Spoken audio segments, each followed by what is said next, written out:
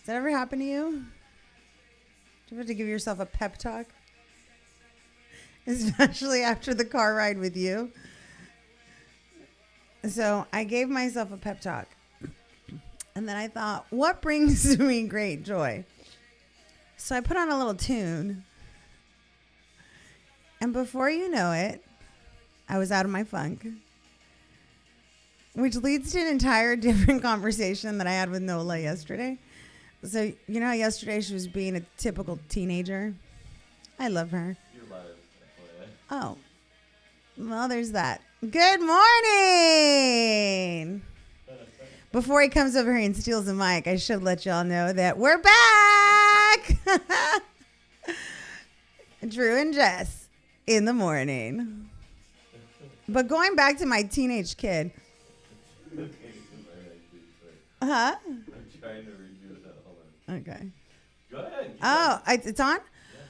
No, yesterday was interesting, right? Like we try so hard as parents to just be cool and not in their faces all the time and giving them some time to be away from us. And so, I don't know, it was 11 and we're literally having a DJ brunch set in our house. Drew woke up and wanted chicken and waffles and a DJ set and we didn't want to leave the house. So we created it. And so we're all having a blast in the kitchen and all of us are periodically taking turns to go get our kid out of the bedroom. And she's not having it. And she just wants to sleep and she wants to be left alone. And it kept bothering me.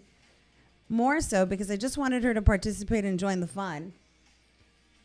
Anyway, I felt a little defeated because she just wouldn't. And then at some point I thought, oh my gosh, right? So my mind always goes to extremes. And I'm thinking, she's depressed. What do we have to do to get her out of the funk? I swear I have a point. So I tell her, Nola, get out of the room. Go take the dogs for a walk. Just go hang out in the living room. Go work out. Go do something. And she's like not having it, right? She's going to figure it out on her own. But this morning I was in that funk. And I just needed to get out of it. So for some people, it's screaming in the car. And for me, it's listening to some good jams. So I turned it around, and here I am. All right, come join me. It doesn't even matter at this point because I'm rambling alone. There we go. And I don't like the rambling alone. Hey, look, I fixed the video. Oh, it's on? Yeah, it's on Instagram too. I fixed it. All right, well, come sit with me. Hold on, work it there. I don't like the rambling alone. Oh, yeah, which goes back to what I was saying in the car. Tell me. I was telling you. Oh, I sent the link to the song. I was like, Aerosmith always turns it around for me. Yeah? Yeah, I mean, it's good music. And it stands the test of time. I'd still listen to it today. Hi. Hi. Good morning. Good morning. I can't move or you'll yell at me about the mic. No. Can I shift this? I don't even know what my audio is. Look, No, I'm either. going to listen to you. See, I can see you. Look, it fixed it on Instagram, babe. Oh, that looks so much better instead of our faces looking huge. That's awesome. Do we want to talk about where our sabbatical, what happened, why? You want to start there since we're back? Hi. I don't even, yeah. Is that too loud? I don't even know if you can hear it. We've got okay. Sublime playing in the background right now. Let me see if you can hear it. Well, I like to leave it that way. Maybe don't say the band. It fixed it. Just right there since we're back. Hi. I mean, you can hear it in the background, but... Okay, well, it's fine because I also don't want to get thrown off for not having the rights to the music. I love having hat hair. I need a haircut. You know. Hi. Good morning. Good morning again. Well, we painted. We did. This is the first Step. The first step. It looks good. This table wasn't even here yesterday. You did do a great job. Claudia did a great job. Mm-hmm. You did a great job. There we go. You're waiting for it. You're terrible. Waiting for all of the credit. Yes. So, yeah, we painted. We moved the camera around, and we're going to make some more changes today. We've got some chairs in the car, and we've got a new carpet, rug, new chair, new coffee table. A carpet is attached to the ground. Okay, so I think the point, though, right, for anybody who realized that we were gone didn't realize, it's fine. I like to believe that, maybe someone aside from my mother listens. A few people listen. I don't even know if there's people listening right now or not, but I mean, that's cool. That's okay. So I will say that we took a sabbatical. Summer was exhausting. A sabbatical? A sabbatical. It was exhausting and long. Oh, I don't think we're even on Facebook. We're live. Okay, so yeah, so we were off. Why? We just couldn't get the timing to work. We couldn't. It was. I feel like it was a busy summer. It was an incredibly busy summer, and if I wasn't out of town, you were out of town. And that turned into a busy everything. But you're okay. I mean, start to the year. Your job has picked up. You've become very busy, and I've been really leaning into the whole Mr. Mom thing. It's been fun.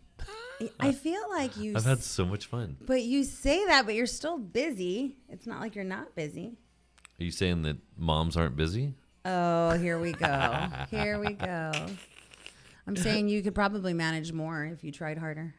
Yeah? Yeah. Like cooking food for everybody. I can't do that. That's one thing I'm not good at. Cooking? It takes so much time. That's my point. It takes forever. This morning they both wanted pasta, and so I had to quickly put something on the stove. Yeah. Anyway, it was fine. So we took some time off and we regrouped. And then I had these visions where we would come back and that we would have this entire podcast studio done and that it would just feel like we put more thought into it. And then that's really not us. Regrouped. And then I had these visions. And here we sound great. And now here we are sitting here and you're doing what you always do, messing with that. Yeah, that's great. What do you want to talk about? I mean, we've had a bunch of, what's been really fun has been the amount of people that have said, when are you guys going to do another one? When are you going to get back on? When are you going to do it? No, but I like talking about the things that are not offensive. I love talking about the offensive things. No, I don't. And this why is it offensive? It's not offensive, but someone's offended all the time. And everybody's that's always, makes me cringe. Someone's always going to be offended. So don't want to offend anybody anymore. Really, genuinely, turn it off if you don't like us. Well, they do. The truth is just that I feel like it's just been a journey. I can't say, aside from politics, right? Politics make things. So stop. So up until November, what? Let's not move into that yet. So okay, we've been busy. Your work's been busy. You've been crazy. You've traveled all over the place. Oh my God, yes. I feel like what was we tallied, and I believe in 6 days. In 2 months, I saw you 6 days, in and October, not because I was consistently gone or you were consistently gone, but like I would fly in the day after you left. Or I'd fly out the day after you left or you arrived. Right. Yeah. And so we missed each other. And so it was really hard. I mean, that was an intense 2 months. Yeah. It was back-to-back travel. It was so fun. I can't say that I didn't have a good time, right? It was living your best life. It was so fun, and I'm in these amazing cities and meeting amazing people and learning so much and going to foreign countries and doing all that. And that in itself is invaluable, I will say. Mm-hmm. But God, I miss the kids. Mm-hmm. And then there's that reentry. Yeah. You know the reentry. Yes. It takes a minute to like you again. It takes a minute to like anybody again, right? It's not like I can just go downstairs and meet someone else and be entertained for a little while. Like, it's like, oh, shit, we live together. Yeah. We got to like each other again. And so it takes a minute. It does. It really does. Well, you just get used to routine and pattern, right? You get used to going to bed at a certain time, waking up at a certain time, doing things at a certain time. And then but it changes. Because you get, like with you, it gets into yours, and then with me, it gets into mine. Yeah. It's not that I'm right or you're right. It's just a little bit different. And then for me, I do feel, because for so many years, I was consistently always doing the mom thing, right? Where I was the pickup and the drop off and all of that, and going to all the parties and going to, the school functions and all of those things. And so I did, but didn't have a little bit of mom guilt. I say that with the utmost love and respect for my children, but this has been really fun. Yeah. And it's been a great time to know myself again. Yeah. Well, I mean, you put everything on hold. Yeah. I mean, you had, when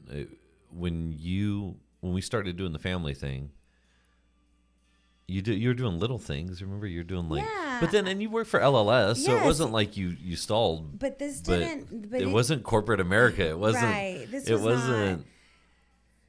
not. Put on a blazer and go sit down and sign multi-million-dollar deals. And It was. I think what I appreciate the most out of what you said is that I did put it on hold for a second, right? Or for a long time, and really not knowing if I'd ever find that part of myself again. Yeah, And then we talked about it in here, like the day the day you got the job. It's been a year, by the way. Yeah, it's been a little over a year. It's like a year and 2 or 3 months, and I am definitely not who I was a year ago. No, I know you have glasses now. Oh, because I can't see. I did get older. I got a year older, and my vision went. I wear them at times. I don't always wear them. I can't commit to full time wearing them, although I can't see. And so if they're off, I'm squinting everywhere. I mean, you look really hot. Oh, thanks, babe. So, no, I'm definitely not who I was a year ago. And you have been so kind to allow me to grow in that space. That's not. It is kind. It is kind because I don't think that everyone is blessed with a partnership like that. Well, I mean, I've had opportunity too. It's, got laid off in January, and I was part of the Cisco layoffs, and I got to like chill, and I took it as a whole.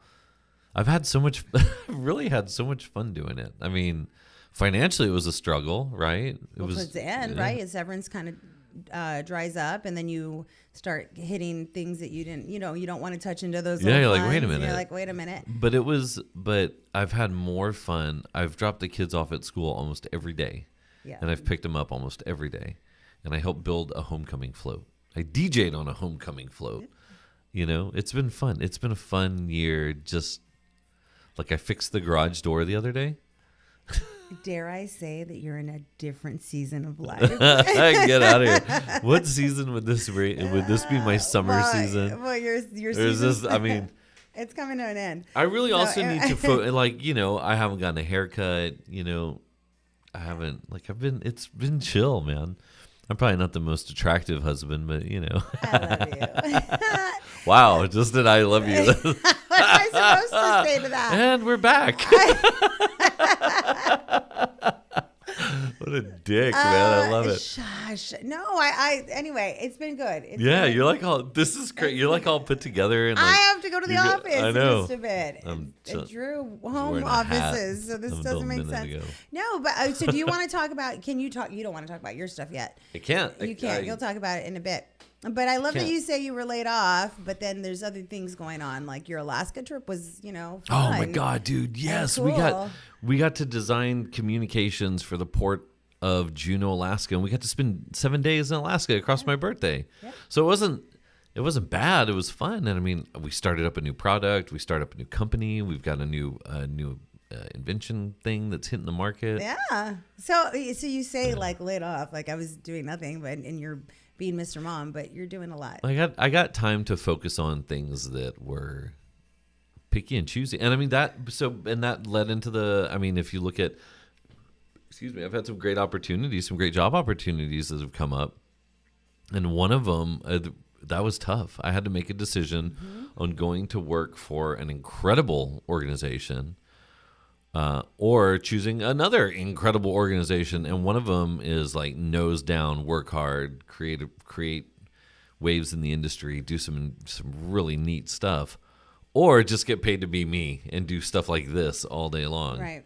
And the money was different, but that wasn't really the determining factor. But it was a tough decision of, do I just want to continue just like having fun, or do I want to go actually create something in the industry? Right. And I've been pretty good at building big products and building big things, and so I'm excited to get back to it. I think it's gonna be great. I've been a little jelly. You're out kicking ass. You're out doing your thing, And it's like sitting in boardrooms and commanding meetings and we've never had this conversation. Yeah, yeah. Like, give me my pants back, girl. I'm like in my mind, I'm trying to think, how do I politely ask this, right? Don't politely, just ask it. Well, no, there's got to be a little. And again, we've never really struggled with it at all, but I can see that. Well, we haven't had a minute to talk, and now we finally are sitting across the table from each other. Right. There's that entire jealousy or animosity, maybe. I wouldn't call it jealousy because I'm never jealous of what others are doing. But there's at times where I can look at you doing something incredible, right? Being asked to speak somewhere, and you're in a room of thousands of people and people are listening. And that creates for me a little competition, right? Yeah. It creates a little, I would never say animosity and never say jealousy, but No, I would but say you are very competitive. I'm very competitive. And so it's like, oh, you can do that. Watch this, right?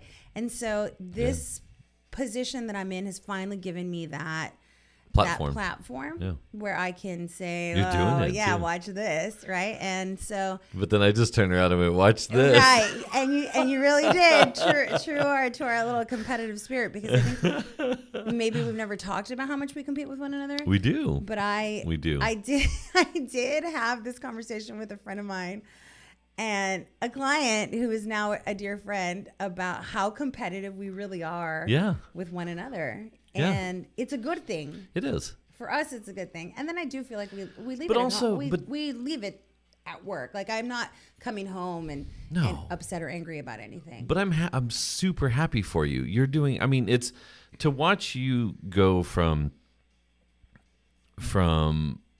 like where we started and then embracing the motherhood thing and embracing the crafty mom thing. And we were talking about the beads you used to make. God, I used to make all of Nola's Halloween costumes. Yeah, like you went through the crafty season, right?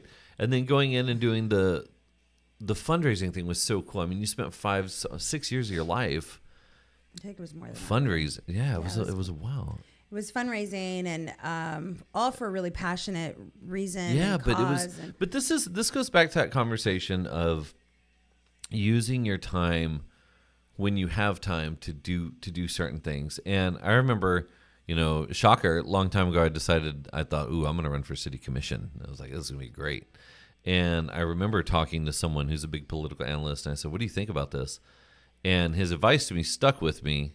And for better or for worse, the advice was, unless you've got a whole bunch of money to burn, unless you have the time to dedicate to doing this, then don't do it. Wait until you're more established, because they said you've got so much going on. You have so many things that you're doing now, and this is the time for you to build. Now, when you want to go back and give back to your community and run for commission or whatever, and we've got 2 city commissioners listening right now, by the way, hi guys, but they didn't do that either, right? So they went full, and they're great. They're great city commissioners. It's so much of your time. But that's the thing. It's like I went through the building phase, and now just this last year, it's been like, now I'm going to do like the chill phase. You did all of the community give back, community service stuff as a profession, and now you're going, let's step into corporate America. Right. And you at the brisk age of 40, you jumped in, and I think people get knee to learn deep in corporate America, and that was like you had never done that before. No, and for those who don't know me in the work world, I'm a completely different person, right? Like I have to be. And you're not though. I don't. Well, okay, but I don't know because I'm not in those rooms with you. I don't know if you're different or not. There's a part of me I'm always going to be bubbly and kind and nice and energetic and talk to everybody, and I could talk to the wall. You know that. Yeah. I'm going to make friends in the room always. The first one to have a conversation with absolutely anybody. But there's a part of me that has to be very strong and not demanding, but commanding. Yeah. And playing in a world of dudes, right? How do you did you expect when you got into the workforce? And I say that when you got into the corporate quote unquote workforce, and LS was corporate. Let's not take away from that. Yeah. I know, but you know what I mean. There's a difference between. And I'll explain what changed. What changed was that the philanthropy part, the nonprofit world, is a little more woman dominated. I mean, LLS I had maybe one male coworker throughout the entire time that I was there, and you'd go to these conferences and you do all this stuff, and it was loads and loads of women that were all there for a beautiful mission and a sisterhood, and it was just a different way of doing business. Mm-hmm. And then when you're out asking the community to be passionate about your mission and what you feel is important, why they should give you their money, right? Why they should make that donation, you tend to be softer. Yeah. Right? There's nothing shrewd about that, right? It's softer. Yeah. commercial insurance is not softer. Commercial insurance well, you went the exact is opposite. boring, and then you have to. It's those are laws and rules and policies. But I feel like you've made it not boring. I try really hard to make it not boring. Okay, and you went from 99% female to 99% male. Yeah. How did that? I mean, you and I have Maybe talked not about 99%. Maybe it's like 95. 98. No, yeah. But were you expecting no shit? Were you expecting some of the little like? I don't know. I don't know if I could have ever prepared for the things that I've heard, or the comments that are made, or the feeling that you just get. And I don't know if anyone can ever really prepare for that, because it always comes at such an unexpected time. I'll tell you that everybody I work with, within the organization has been nothing but respectful. And in your organization, in my organization, I'm not saying anything, but you also ran into a deal where there were customers that were very pro female, very pro. Yes, no, I've been, but again, that. But the pendulum swings both ways, right? I've had the opposite as well. But I'll tell you that because of who I am and how I walk into a room and what I demand to be, respect, and how I hold myself, within that crowd, allows me to have people that see that, respect that, interpret that, and that's the people I choose to do business with. See, I never had to deal with, obviously, I never had to deal with that. I never walked into a room and was like... and then there's like and not that I really wanted to get into this whole aspect of it, because I feel like we could have a whole separate conversation about just... Well, hold on. This ties into the election, so you know where I'm going. So,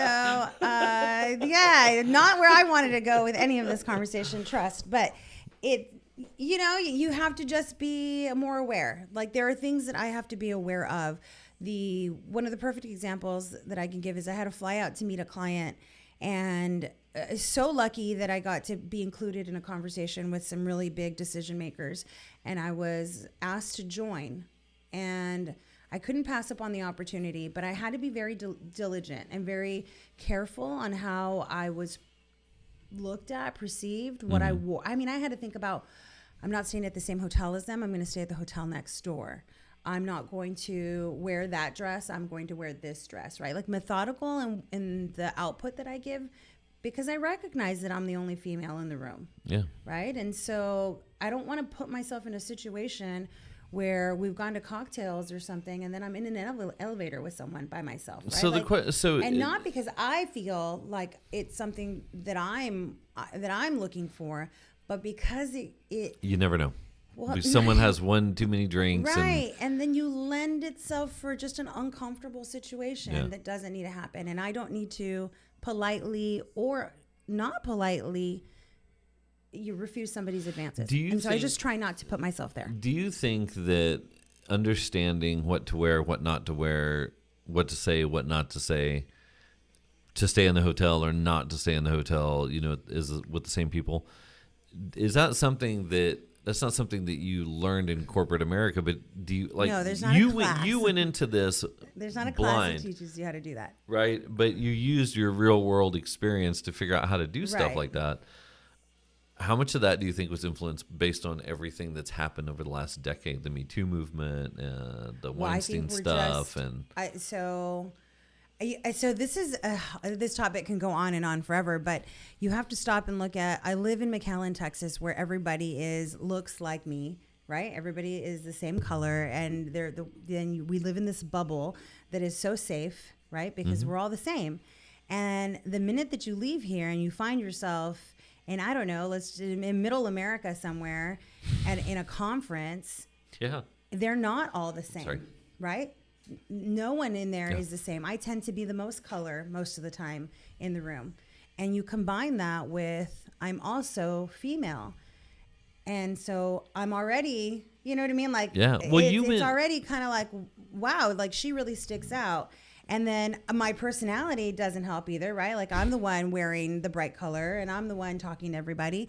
And so I have found that I just have to be very, very direct and commanding, so that it reminds me of end up in a pickle. When we were in Philly one time, I think about that all the time. About the way that people talked to you and the way that they treated you, not realizing what they were saying was completely offensive. Right. Like they had no clue how those words were landing. and I don't think that was even their intent, was to be rude and to be racist, and it was like the most blatant racism I think I've ever seen in my life. I had never experienced that before. But ever. They didn't. But these were white folk from Pennsylvania who just had never encountered a Hispanic female before. Had never had a Mexican woman sitting down at their dinner table. Yeah, and they did treat you differently, and they did think about you differently, and they did say things differently. And it doesn't mean they weren't nice. They were, again, and this may be biased, right? But I thought they were nice, and they seemed to be very hospitable to you. They were very nice, but there's a difference between just not knowing. And there's you asked what's changed, right? The Me Too movement, all of these things that we're now aware of. I'll tell you what's changed is that at that time, and that happened in 2011, maybe 2010, something like that. Maybe 09. Yeah. Okay. It was a while back. And I just didn't know any better, because if Jess now was sitting at that table, I'd have a lot more to say.